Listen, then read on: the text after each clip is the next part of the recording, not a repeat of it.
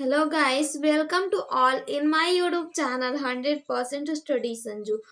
कैसे हो guys? I hope कि आप सभी बेटर होंगे और बेस्ट वे में अपने एग्जाम्स की प्रिपरेशन कर रहे होंगे।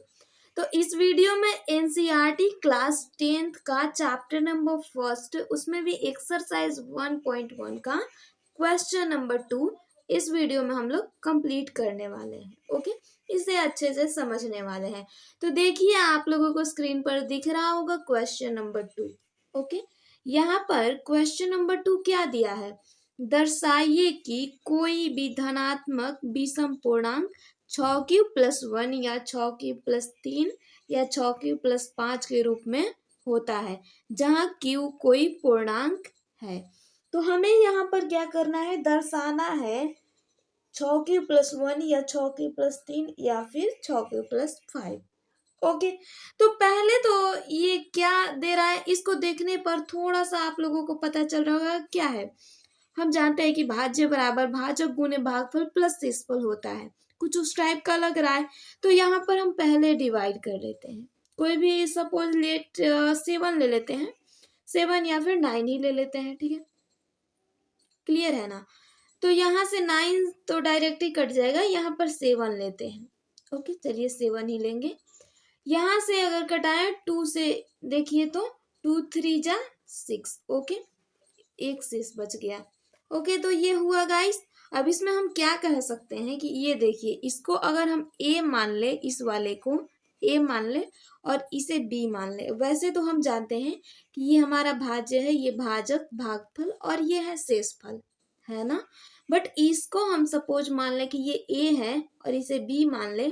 ये हो जाएगा आपका रिमाइंडर यानी आर, और ये कोसेंट। ऑल राइट, कुछ इस तरह से हो जाएगा। तो यहाँ पर हम क्या करेंगे कि ये ए जो है, ए बराबर क्या आ रहा है? बी, और इधर क्यू, इन दोनों को गुना करने पर आएगा 2 3 6 और एक जोड़ने पर ये 7 आएगा, है ना? तो बी क्यू प्लस यहाँ पर आर हो जाएगा। ऑल राइट, तो समझ में आया फ्रेंड? इस तरह से माना, यहाँ पर हम मान सकते हैं। पहले यहाँ हल तो कर ले। माना ए कोई धनात्मक विषम पूर्णांक है। ओके, तो माना ए कोई धनात्मक विषम पूर्णांक है। अब यहाँ पर हम a बराबर बी क्यू प्लस आर लिख सकते हैं। ऑलराइट गाइस, आई थिंक आप लोगों को अब समझ में आ गया होगा। देखिए, सपोज करिए कि ये वाला आपको 7 नहीं दिया होगा। ओके, तो आप कैसे पता करोगे? तो हमें ये पता है कि यहाँ पर b यानी कि ये 2 पता है, इसमें है ये 3 पता है और ये 1 पता है। तो ऑब्वियस करेंगे कि 2 3 6 और 1 7, यानी बी क्यू प्लस आर पर हम इसका ए का वैल्यू फाइंड आउट कर लेंगे, है ना? तो वही करना है। खैर, इतना हमने समझा ना। अब चलिए क्वेश्चन पर देखिए। दर्शाइए कि कोई भी धनात्मक विषम पूर्णांक 6 क्यूब + 1 या 6 क्यूब + 3 या 6 क्यूब + 5 के रूप में होता है, जहाँ क्यू कोई पूर्णांक है। ऑलराइट, तो देखिए, माना ए बराबर B Q plus R. Okay, और हमने क्या किया था? हमें ये दर्शाना है कि ये बराबर 6 क्यूब + 1 या 6 क्यूब + 3 या 6 क्यूब + 5। ओके, तो माना कि ए कोई धनात्मक विषम पूर्णांक है, जहाँ यहाँ पर अब बी मान लेंगे कोई है, तो यहाँ पर जस्ट बी मानेंगे, बी बराबर 6।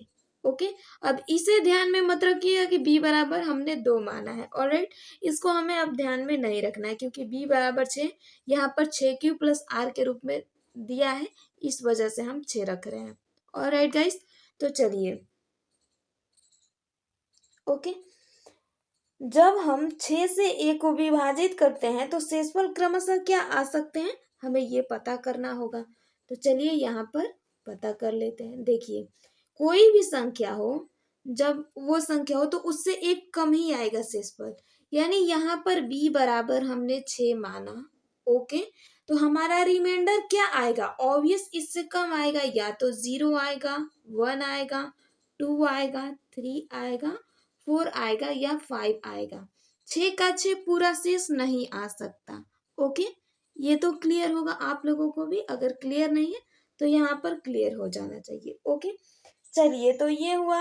अब आगे हम शेषफल इतना पता हो गया, तो इसे हम क्या कह सकते हैं कि ये जो शेषफल है, ये क्या है? 0 से या तो बड़ा या बराबर होगा। ओके, और यहाँ पर बी से यानी छोटा। ऑल राइट, क्लियर है गाइस? तो चलिए अब आगे लिख लेते हैं। जहां ए एक विषम संख्या हो जाएगा, इसीलिए शेषफल भी विषम संख्या प्राप्त होता है। शेषफल होगा 1, 3, 5। ऑल राइट, इस तरह से। तो यूक्लिड विभाजन एल्गोरिदम से हम पा लेंगे यहाँ पर 6 + 1, 6 + 3 और 6 + 5। एनीवेज, तो यहाँ पर देखिए अब ये शेषफल तो आ गया, बट इसको फाइंड आउट आप लोग कैसे कर सकते हो ये भी हमें क्लियर होना चाहिए। तो अगर हम यहाँ पर रखें a बराबर 6³ + 0, तो ये क्या होगा, ये वाला 6³ आएगा, जो कि ये डिवाइड हो जाएगा। ऑल राइट, इसे हम 2 से भी डिवाइड करें तो यहाँ पर 3³ ओके डिवाइड हो गया। लेकिन वहीं अगर हम a बराबर 6³ ये वाला रखें, देखिए 0 वाला यहाँ पर रखा गया है, और ये 6³ + 1 रखेंगे, तो इसे अब हम फाइंड आउट करना चाहें तो ये कैसे हो सकता है, ये नहीं हो सकता। ओके, ये 6³ + 1 का 6³ + 1 ही रह जाएगा, क्योंकि यहाँ पर विषम संख्या है। ऑलराइट, तो ये डिवाइड नहीं होगा। नेक्स्ट लिख लेते हैं a बराबर 6³ ये वाला संख्या 2। ऑलराइट, तो इसे रखेंगे यहाँ पर, इसको 2 से डिवाइड करना होगा, तो पहले यहाँ पर कॉमन ले लेते हैं। ऑलराइट ना, यहाँ पर कॉमन लेंगे तो यहाँ 2 निकलेगा और अंदर रह जाएगा 3³ + 1। ओके, क्योंकि ये 1 को 2 से मल्टीप्लाई करेंगे, ये वाला देखिए 3 दूनी 6³ हुआ, ये 6³ ओके, और 2 को 1 से डिवाइड करेंगे यानी मल्टीप्लाई करेंगे, 2 × 1 = 2, ये वाला आ गया। अब इसको अगर हम 2 से डिवाइड करें तो ऑब्वियसली ये 2 2 कट जाएगा। ऑलराइट ना, तो ये 3³ + 1 होगा। यानी यहाँ पर जो भी डिजिट कट रहा है वो क्या है कि एक हम कह सकते हैं कि इवन नंबर, सम संख्या है। ऑलराइट, चलिए नेक्स्ट देख लेते हैं। अब अगला है a बराबर 6³ + 3। ये भी ऑब्वियसली नहीं कट पाएगा, है ना, क्योंकि बाहर 2 अगर निकालेंगे तो ये वाला नहीं कटेगा। क्लियर है ना। नेक्स्ट देखिए a बराबर 6³ + 4, तो ऑब्वियसली ये वाला कट सकता है। अब कैसे कटेगा, 2 बाहर निकालेंगे, यहाँ 3³ और प्लस ये 2 हो जाएगा। ओके, इसको हम 2 से डिवाइड कर सकते हैं, 2 से 2 कटेगा, तो ये 3³ + 2 इधर हो गया।